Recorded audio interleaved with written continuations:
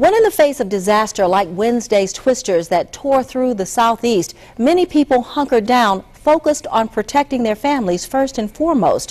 One Alabama man did just that, then proceeded to save many of his neighbors, literally dragging them from the rubble. Fox 10 News reporter Russell Colburn has the story of Ashley Wyndham, a Holt community hero. You never know what you're capable of doing until something like this happens. Hunkered down in his Holt home with his family, Ashley Wyndham rode out Wednesday's twisters, which left the town unrecognizable and destroyed his house. It probably lasted no more than 20 seconds, but that was the longest 20 seconds I've ever had to live in my life. It was then that Wyndham took action. Knowing his family was safe, he immediately ran outside to check on his neighbors. That's when he found Bobby Adams, his next-door neighbor who is in her late 70s. And she heard me hollering, and she hollered out at me. And then that's when I went over and found her. Laying in the rubble where she came to rest after being thrown 50 yards from her residence, trapped under a wall. And I pulled her out, and she was, she was okay after that as far as once we got her out from under the wall. And it was just a miracle that I was able to find her. That's all.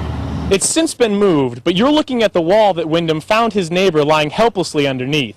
Now, if I try to get this wall to budge, I can barely move it, and neighbors in the area said it would take about 6 full-grown men to do so. But somehow, Wyndham was able to find Adams, prop the wall on his knee, and drag her to safety. I didn't even know what I was, at the time, didn't even know what I was lifting, and how big it was or anything. But I know I couldn't move it side to side or anything like that, but I was able to pick it up enough to be able to get her out. But Wyndham didn't stop there, as he and other neighbors wheeled Adams out of there on a homemade stretcher fashioned out of pieces of rubble. And they were pulling my mother-in-law up the street.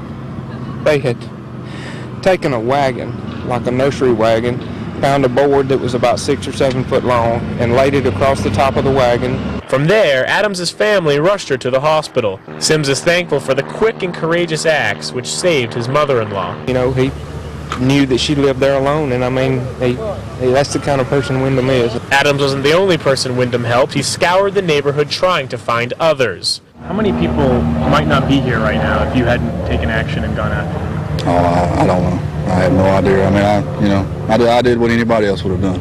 Reporting in Holt, Alabama, Russell Colburn, Fox 10 News.